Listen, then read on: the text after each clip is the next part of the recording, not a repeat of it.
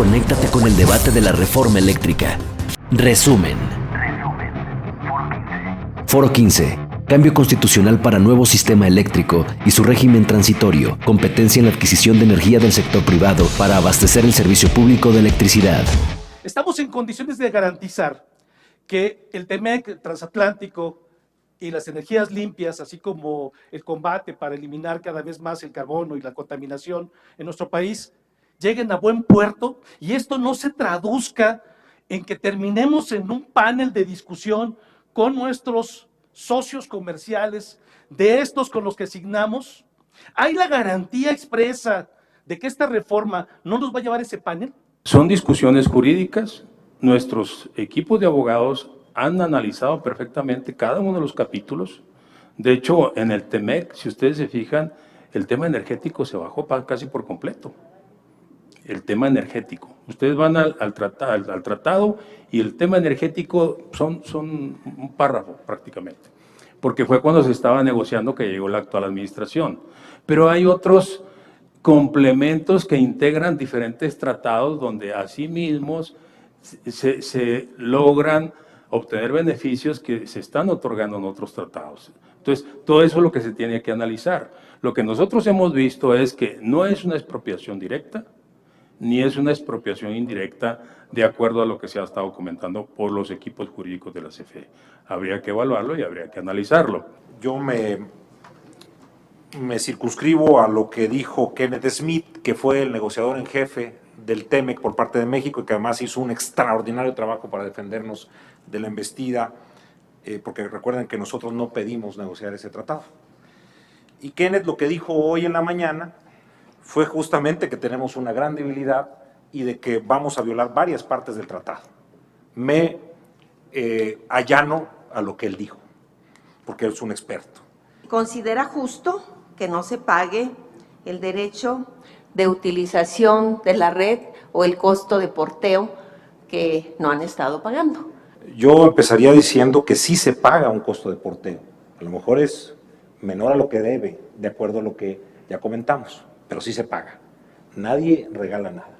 Hay que empezar, por eso yo reitero, y más allá de hacer una defensa encendida, ya hemos mencionado que estamos de acuerdo en que se cobre la capacidad, el respaldo, que tengamos unas tarifas de transmisión justas de acuerdo a las dos partes, pero tenemos que ponernos de acuerdo, no podemos satanizar, no tenemos que cambiar la Constitución para eso. Sí se puede llegar a algo justo y seguirá modificándose de acuerdo a las dinámicas y a las nuevas tecnologías que hayan. Tampoco nos debemos asustar si algo se queda desactualizado, porque se va a quedar desactualizado. Es lo único que podemos asegurar, es que el cambio va a hacer que esto sea obsoleto. ¿Estarían los industriales de acuerdo en que siga reduciendo la participación de la CFE en la generación eléctrica? Yo creo que Comisión Federal debe seguir, creo que debe seguir teniendo inversiones que la hagan competitiva. Me gusta mucho el modelo energético de Statoil en Noruega. Aperturaron su mercado, era un monopolio energético, en este caso de hidrocarburos, y llegó un momento en que aperturaron el mercado, pero fortalecieron la empresa, y la empresa compite en igualdad de circunstancias con los demás jugadores por la asignación de bloques de hidrocarburos. Eso debería ser en esencia o en concepto lo que debiéramos hacer por comisión. ¿Cómo resolver este problema? El pago de indemnizaciones, ¿cómo se puede regular? Me preocupa una declaración del director general de la CFE en el sentido de que no van a pagar ni un peso de indemnizaciones. Si no van a pagar ni un peso de indemnizaciones, pues entonces es una expropiación. Si fuera una expropiación, se tendría que pagar indemnizaciones. Si no es nada de esto, se trata de un embargo. Entonces a mí me preocupa esta parte, porque en términos ya no estamos hablando de un embargo, ni siquiera de una indemnización.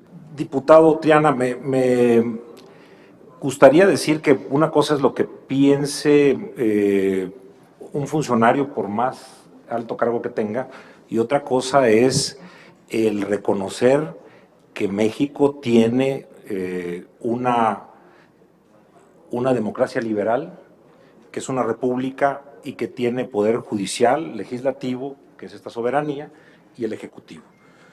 No no corresponde a un director de CFE decir que van a pagar o no indemnizaciones. En todo caso, correspondería a los jueces determinar si estos van a proceder a pagar o no. Pero más allá, lo que se hablaba, los tratados comerciales, los tratados internacionales tienen el mismo nivel que la Constitución, así está definido en México. Entonces, pues también nos obligan a cumplirlos. Creo que esa es una declaración, digamos, a lo ligera, que debiera de analizarse en su justa dimensión, porque reitero, lo que está en juego es la confianza que tienen muchos inversionistas para poder traer sus capitales a México. ¿Era necesaria una reforma constitucional en materia eléctrica como la del 2013?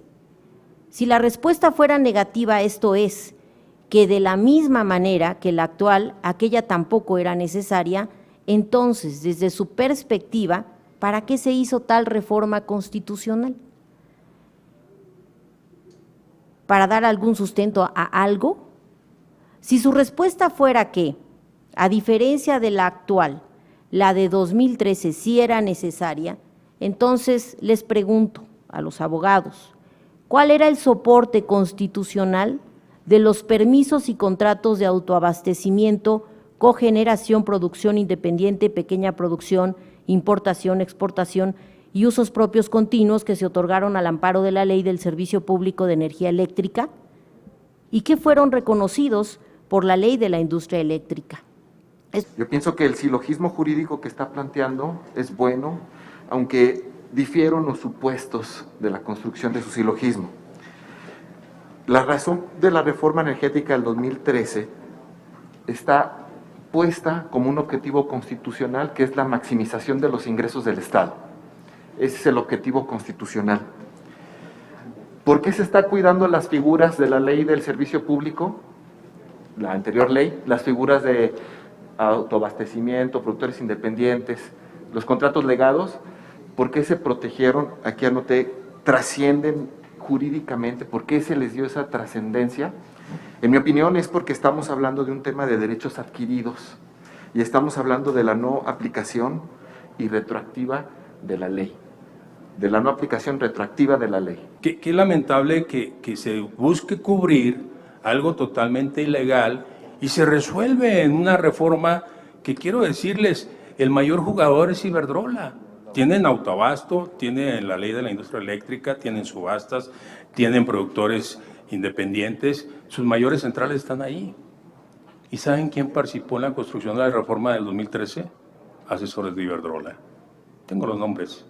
Entonces, se estaba entregando, se entregó el sector eléctrico por parte del Estado, de los responsables del Estado de ese momento, en el 2013. Y no es reforma de los 60, discúlpenme, es una reforma del 2013, o sea, no estamos regresando a 1960, estamos regresando al 2013. Y efectivamente, los derechos adquiridos de la Comisión Federal, esos no contaron, había que desaparecerla, a costa de mayores beneficios de los privados. Y están magnificándose las ganancias, lo acabo de mostrar. Si faltaría una disposición transitoria adicional que precisara tiempo y condiciones para convertir la anulación de los contratos y permisos actuales en una nueva negociación que garantice el resarcimiento a la empresa privada, asegurándole constitucionalmente el 46% del mercado eléctrico nacional, que es grandísimo. El 46% de estas empresas privadas prácticamente es el 100%, casi es el 100% de las empresas que están operando actualmente en México. El otro 14 o 16%, porque va variando la demanda, está ubicado en la que nosotros hemos identificado como autoabasto, simulado o ilegal. Que es una discusión, sí, porque de alguna manera este esquema pues, no se ha demostrado que tiene esa condición. Pero lo estamos haciendo, estamos trabajando en ello y pronto se verán los resultados. CFE, o en esta iniciativa, se está proponiendo un esquema de contratos de largo plazo con los negociaciones individuales con los elementos que tendrían en una negociación donde yo voy a recuperar mis costos totales, costos fijos más costos variables y mi rentabilidad que yo considero, realmente se estarían beneficiando. Porque hoy la competencia ya como quedó diseñada, ya no solo afecta a la CFE, se están afectando ellos mismos a ciertos sectores. Los únicos que se están viendo beneficiados desproporcionadamente son las renovables intermitentes. Esta parte de las subastas, le pido que nos la vuelva a explicar, o que nos la explique porque no lo explicó. Se compite con un precio y se paga con otro.